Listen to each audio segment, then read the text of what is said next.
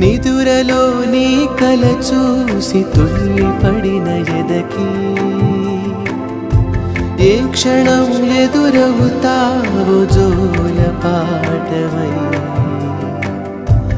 ఆకలని అడగక ముందే నోటి ముద్ద నువ్వై ఏ కథలు వినిపిస్తావో జాబిలమ్మ